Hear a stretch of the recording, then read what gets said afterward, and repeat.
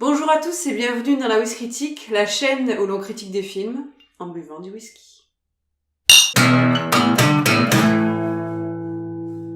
Et on va parler cette fois-ci de Deadpool 2, le dernier Marvel réalisé par David Leitch. Leitch, moi lâche. Surveille ton langage. Cette vidéo sera sans spoilers et je vais te demander tout de suite ton avis sur ce film. Alors mon avis il est simple.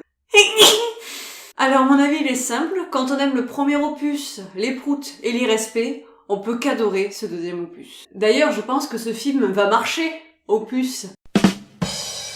Deadpool reste toujours fun, dynamique, avec de bonnes scènes d'action qui manquent un peu d'imagination au niveau des chorégraphies, mais qui restent imaginatives du côté de l'humour en fait. Ce que j'aime avec Deadpool, c'est qu'on a un film décontracté qui brise un peu les standards, c'est-à-dire qu'on sort notre balai du cul. Et d'ailleurs, ce que j'aime bien dans le film, c'est qu'à un moment, il y a un personnage qui est un peu enveloppé, un jeune, qui dit « Putain, il y a jamais de super-héros gros, en fait. On dirait que c'est une honte, quoi. » Et là, dans Deadpool, en fait, on casse un petit peu la limite du corps et on ose montrer des gros, on ose montrer des amputations.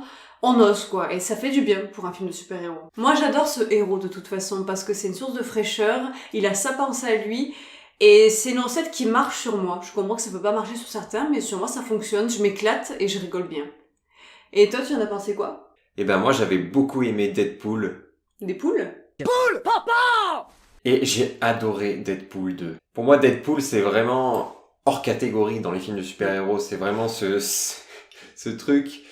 Je suis hyper sensible en fait à cet humour subtil et absurde à la fois. Pour moi c'est un film comique, c'est même pas un film de super-héros, c'est vraiment un film comique qu'il faut surtout pas prendre au sérieux. Et là le pari est plutôt bien réussi avec ce Deadpool 2, il est aussi bon que le premier. Alors c'est sûr que l'effet de surprise est un peu moindre parce que c'était Deadpool 1, c'était vraiment la première fois qu'on avait ce genre de film de super-héros. Oui, en fait, c'est ça, on peut pas le considérer comme un film sérieux de super-héros, pas du tout, parce que à chaque fois, même s'il y a des scènes dramatiques qui sont très bien réussies, dès qu'il y a une scène dramatique, on sent la connerie arriver, et genre à des kilomètres, quoi. Donc on peut pas être à fond dans une scène dramatique sans se demander qui c'est qui va péter après, quoi. Donc on est prévenu dès le début du film, et on avait été prévenu dès le premier film d'ailleurs, le scénario est passé totalement à la trappe, mais c'est justement des facilités qui vont servir à mettre en place juste un troll total tout le long, quoi. Le film est en permanence en autodérision avec le scénario, avec lui-même. Et puis honnêtement, est-ce qu'il y a vraiment un fils de pute qui va voir ce film pour son scénario, sans déconner? Monsieur, moi, y a pas que la rigolade dans la vie, ok? Ok? Alors oui, le scénario est absurde, il se moque de ses propres incohérences. Le film est très violent, mais comme tu l'as dit, par moments il est vraiment touchant. Bien plus touchant et à la fois absurde que le premier opus. Et c'est vraiment appréciable d'avoir cette alternance entre rire et... Rire chanson. L'humour est vraiment exceptionnel et est dans la lignée du premier film. Les références, l'autodérision, les caméos qui sont vraiment incroyables. Caméo, mais... Tout ça est vraiment génial. Le quatrième mur se retrouve une nouvelle fois brisé. Et moi, j'en suis extrêmement friand. Non, en fait, j'aime même moi ce quatrième mur, c'est... Comme déjà, le film a une ambiance assez bande de potes débiles, certes, quoi qu'on est habitué. En fait, ce quatrième mur, je trouve qu'il crée une proximité entre le spectateur et le personnage qui est assez cool. Deadpool, c'est un peu une expérience, quoi. Ça change de tout et ça fait du bien. J'adore moi cette idée, j'adore ce concept du film qui a conscience qu'il est un film et que ses acteurs peuvent se foutre de leur propre gueule. Je trouve ça génial. Et ouais, c'est étrange Deadpool parce que on va totalement dans l'absurde et l'exagéré, mais au final, je trouve que c'est plus humain et réaliste qu'un Avengers par exemple, tu vois. Ce que j'ai adoré, c'est l'utilisation des références, que ce soit de la culture ou autre. C'est-à-dire qu'au début du film, il y a un générique d'un univers très connu qui est souillé et dont il se moque, et c'est vraiment sublime. Toute la salle a éclaté de rire, nous compris. C'est très bien pensé. En fait, au milieu du film, je me suis dit, mais attends, c'est pas moi qui ai fait ce film, en fait, parce qu'il y a que des références qui font partie de mon univers. Il y a une référence à Yentl, il y a une référence à Take On Me, une chanson que j'adore, il y a une référence à Entretien avec un vampire, genre, je me suis dit, attendez, qui c'est qui est dans mon délire, là?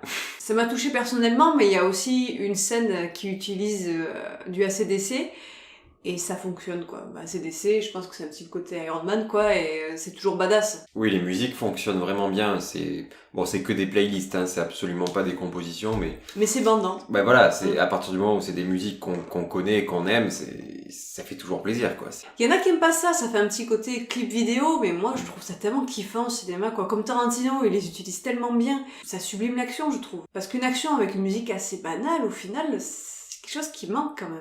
Surtout dans les films de super-héros, qui ont des musiques qui sont en général assez banales. Alors il y a un point très important que je voudrais souligner, c'est qu'il y a quelques années, je détestais totalement Ryan Reynolds, mais je pense que lui-même se détestait aussi, parce que dans Deadpool, on peut se rendre compte que l'acteur se fout totalement de sa propre gueule, et ça c'est vraiment cool. Mais maintenant, Ryan Reynolds, je le considère comme un dieu.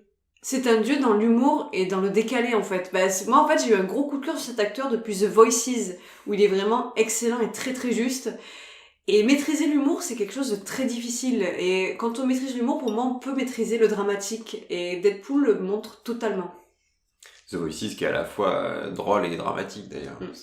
D'ailleurs, The Voices fait partie de la très grande liste de mes films préférés, donc je vous le conseille fortement. Les personnages que j'ai bien aimés, d'abord il y a Colossus, parce que c'est vraiment un personnage très bien trouvé, c'est-à-dire le mec un peu coincé, mais qui est quand même confronté à Deadpool, donc c'est un peu le yin et le yang, quoi, les mecs qui sont totalement opposés, et ce petit couple marche très très bien, quoi. Puis le gars s'appelle Colossus quand même. Dans les personnages vraiment drôles, on trouve aussi le chauffeur indien, qui s'accorde très bien au film. J'aime beaucoup la relation entre Wade et Vanessa, qui est vraiment réaliste et fusionnelle. Il y a une scène de fin d'ailleurs qui m'a un peu donné des émotions, mais je peux pas vous en dire plus. Il y a des nouveaux personnages qui sont plutôt cool, je pense à Domino notamment, qui a un pouvoir qui est assez inhabituel, que je crois pas qu'on ait déjà vu dans un film de super-héros, qui passe plutôt bien. Bon après... c'est un pouvoir qui pose un peu la question de la cohérence du film, mais bon. Quelle cohérence dans ce film en même temps. Ouais. Et puis big up à la X-Force, quoi. C'est la meilleure team de super-héros qu'on ait jamais vu, je pense. Maurice. C'est toujours très compliqué, je trouve, de noter l'absurde. Parce que beaucoup de gens pensent que c'est n'importe quoi, mais finalement, quand c'est un absurde qui est travaillé et qui est réfléchi, ça donne quelque chose de très intéressant. Et je trouve que ça mérite une bonne note, en fait. Parce que tu passes un bon moment, c'est mémorable, et t'as envie de le revoir. On va attribuer les notes. Moi, je lui mets un très bon 16/20. Et moi, je vais lui mettre 17/20. Ce qui nous fait une moyenne de 16,5. Et ouais, je lui mettrai 17/20, la même note que Black Panther, ça peut paraître fou, mais... c'est deux films totalement différents, même si c'est tous les deux des films de super-héros, il y en a un qui est plus sérieux que l'autre, et Deadpool est juste un chef-d'œuvre de l'humour pour moi. C'est ça, ça n'enlève en rien la qualité d'un film. Qu'il soit dans le dramatique ou dans l'humour, c'est autant de réflexion. Faire rire quelqu'un, c'est difficile, alors que le faire pleurer, bon, c'est d'autant plus difficile, mais quand même, on peut se poser la question, faire rire quelqu'un, c'est quelque chose qui demande quelque chose de particulier, et Deadpool, il a ce quelque chose de particulier. D'ailleurs, j'ai l'impression qu'on n'arrive pas à vous faire rire dans cette vidéo. Donnez argent.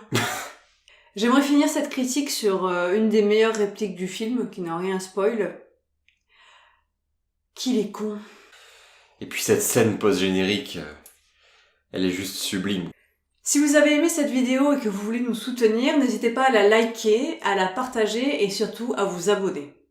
Sur ce, on vous fait des poutou-poutou, on finit notre verre. Et... allez voir Deadpool. Papa!